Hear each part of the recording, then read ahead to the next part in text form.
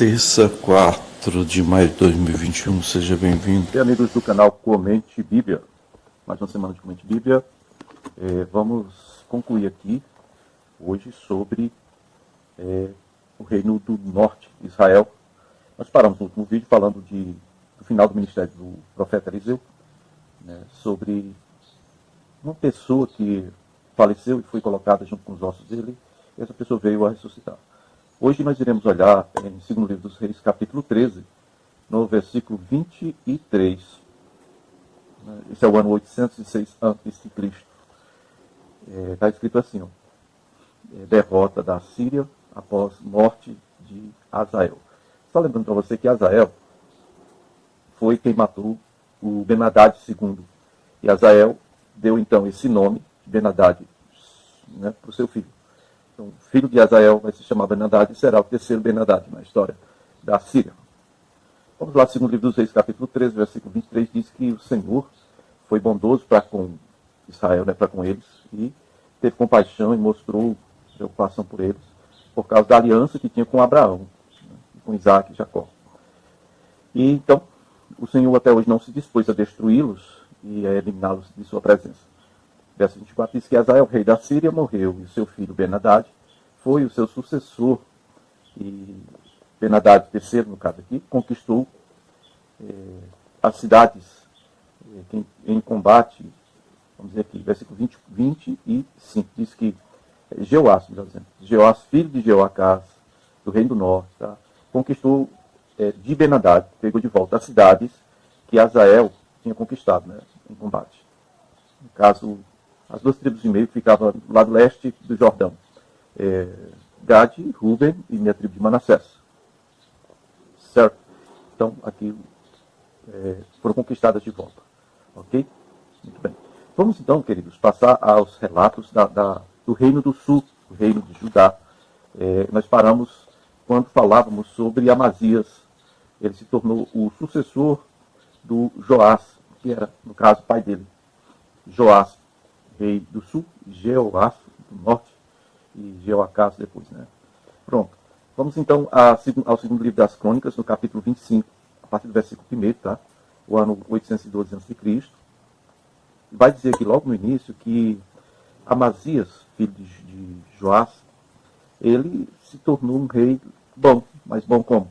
Bom na maioria do tempo, tá? Na maioria na maior parte do reino.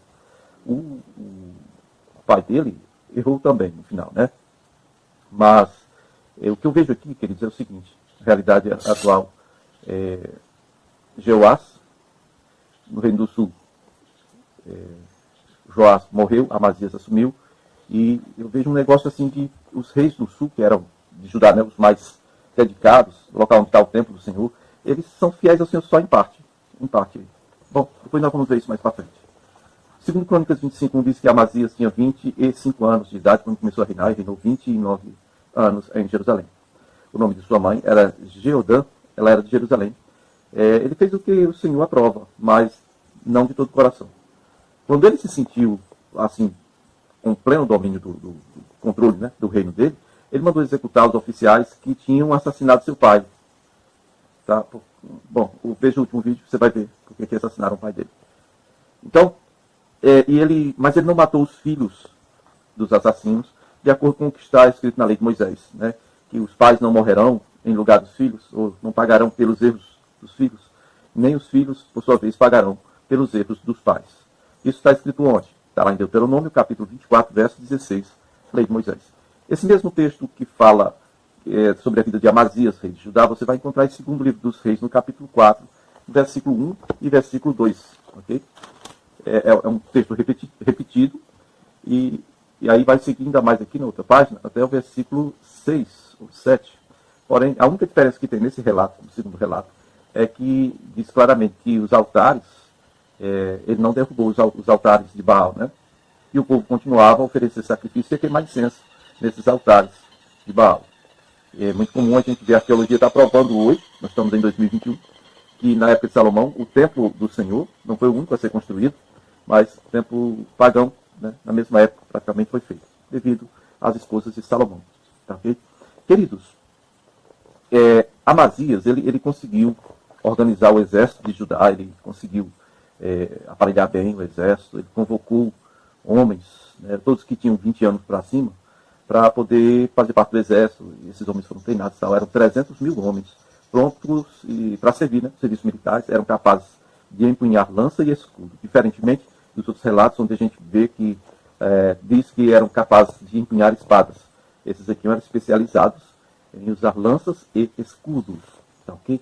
Vamos então, meus amigos e amigas, ao segundo livro das Crônicas, no capítulo 25, versículo 6, vai seguir aqui dizendo que ele, além desses 300 mil homens que ele tinha no Reino do Sul, ele contratou mais 100 mil homens de Israel. Ele contratou mais 100 mil homens do Reino do Norte para lutar com eles nas guerras deles, tá bom? E ele pagou o valor de 3,5 toneladas de prata por esses 100 mil homens para que eles fossem lutar no exército de Judá, no exército do Reino do Sul. Pagou para quem? Para o Reino do Norte, o rei de Israel, tá certo? Entretanto, um homem de Deus, né? Quando fala um homem de Deus aqui é um profeta, geralmente anônimo. Esse homem de Deus, ele chega até o rei Amazias e ele diz o seguinte: olha, essas tropas que vieram de Israel aí, esses 100 mil homens, eles não devem marchar com vocês porque o Senhor não está com nenhum deles. Com ninguém do povo de Efraim, né, de Israel. Deus não está com eles. E então, mesmo que você vá a Amazias, mesmo que você vá para o combate, né, com muita coragem, Deus vai derrotar vocês diante dos inimigos, porque Deus tem poder para dar vitória ou derrota. Mas se você quiser seguir só e com Deus, ele vai te dar vitória. No caso, Deus vai te dar derrota se você insistir em levar esses 100 mil homens que vieram de Israel. Então Amazias pergunta ao profeta: mas e as minhas 3.500, né? 3.500 quilos de prata, 3 toneladas e meia. Tá? 3.500 quilos de prata. O que eu vou fazer com isso? Eu já paguei. E aí o profeta responde para ele: o Senhor pode te dar muito mais do que esse pagamento, mas dispensa esses homens. Né? Então Amazias deu ouvidos ao que disse o profeta e mandou os homens de Efraim, ou seja, os soldados de Israel que tinham sido contratados, ele os mandou voltar. Só que eles ficaram furiosos, né, contra o Reino do Sul, contra todo o Judá. Eles foram embora indignados. E se você for olhar no histórico, Efraim, ele sempre teve problema com relação a essa questão de guerras. Eles sempre fizeram birras, sempre fizeram questão de retalhar e de fazer ameaças. Eles são sempre briguentos, são terríveis nesse sentido. Bom, vamos seguir agora para o segundo livro dos Reis, capítulo 14, no versículo 7, diz que Amazias foi e derrotou 10 mil edomitas. Quando eu falo Edom, eu estou falando de Esaú, né, no Vale do Sal. Ele conquistou a cidade de Selá em combate e deu o nome de Jocteel. Bom, e esse mesmo relato está em 2º livro das Crônicas, no capítulo 25, versículo 11 e 12, onde diz que Amazias encheu-se de coragem e conduziu o exército até o Vale do Sal, onde matou 10 mil homens de Seir. Porém, versículo 12 aqui acrescenta que ele capturou outros 10 mil, né, no caso aqui são 20 mil homens, derrotou 10 mil em combate e capturou mais 10 mil. E levou estes 10 mil para o alto de um penhasco e os atirou de lá. Né, e todos eles se espatifaram. Tá bom? Isso aí, 2 Crônicas 25, 12, se espatifaram. Bom, 2 Crônicas 25, 13, vai dizer que enquanto isso, as tropas que Amazias, rei de Judá, rei do sul, as tropas que Amazias tinha mandado voltar, né, para casa, e não tinha permitido que fosse participar da guerra, eles saíram furiosos, saíram raivosos, e eles atacaram as cidades de Judá, logo da fronteira. Né? Aqui o texto diz de Semaria até Bet-Horon, na verdade, as cidades da fronteira, Bet-Semes, por ali, vindo de Jope, até a parte leste, né, até o rio Jordão. Essas cidades aí, eles estavam voltando para casa, e eles mataram 3 mil pessoas, e levaram grande quantidade de despojos. Eles vinham para lutar com o reino de Judá, né, o rei. Mas aí, mediante a ordem que o Senhor deu, eles foram dispensados, não gostaram e saíram fazendo isso aí que eu acabei de ver. Bom, versículo 14 ao 16, de 2 Crônicas, capítulo 25, vai falar de algo terrível. Preste bem atenção. Esse mesmo Amazias que deu ouvidos ao profeta, que atendeu, que mandou os caras de Israel voltarem, porque Deus não estava com eles. Ele agora vai pisar no tomate legal aqui. Veja bem. 2 Crônicas 25, 14 ao 16. Diz que Amazias voltou da matança dos edomitas E quando ele voltou, ele trouxe os deuses dos povos de Seir, os quais estabeleceu como seus próprios deuses. Ou seja, ele está louco, ele ficou doido. Ele chegou lá, já que eu tive essa vitória, Deus falou que era para eu mandar de volta os homens de Efraim, eu mandei. E agora, então quem me deu vitória aqui foram os deuses de Edom. Ele pegou os deuses e assumiu esses deuses como se fossem os deuses dele mesmo, né? Ele se inclinou diante desses deuses e queimou incenso a eles. Então a ira do Senhor se acendeu contra Amazias e então Deus enviou um profeta, de novo, sem nome, um anônimo. E esse profeta disse ao rei: por que você foi consultar deuses destes povos de Edom? Né? Deuses que não puderam salvar nem seu próprio povo. E aí, enquanto o profeta estava falando, o rei Amazias interrompeu o profeta e tipo diz assim: por acaso nós o nomeamos como conselheiro do rei? Pare aí. Por que você quer ser morto? Está pedindo para morrer por quê? Né?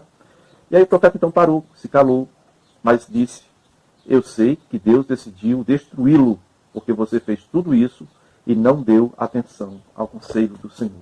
Na verdade, na primeira parte da história, ele deu atenção, mandou os homens voltar.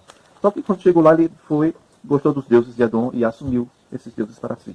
Bom, a última parte dessa história está em 2 livro das Crônicas 25, do 17 ao 24.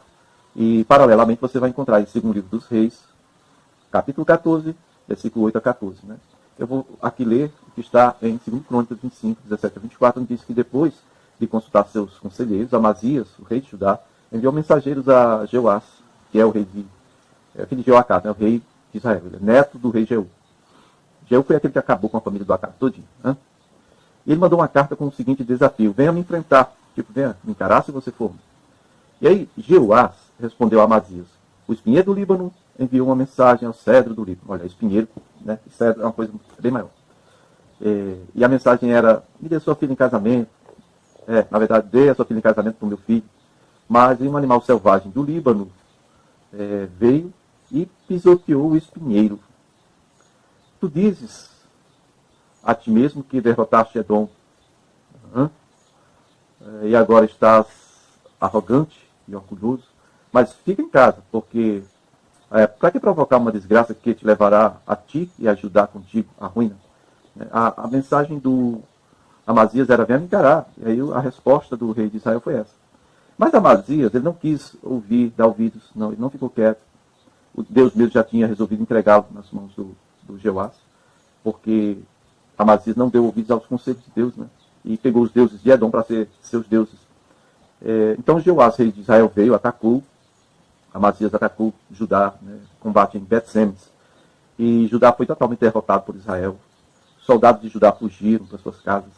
Jeoás capturou Amazias e em Bet-Semes, e aí levou ele para Jerusalém. Ele derrubou 180 metros do muro da cidade de Jerusalém.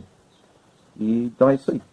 E se apoderou de todo o ouro, de toda a prata que tinha, tanto no templo quanto no palácio, né, os utensílios, tudo que tinha de valor, foi levado para o reino de Israel. Certo? E isso aí. Levou tudo para Samaria. Também fez reféns e então voltou para Samaria. É assim que termina a história de Amazias.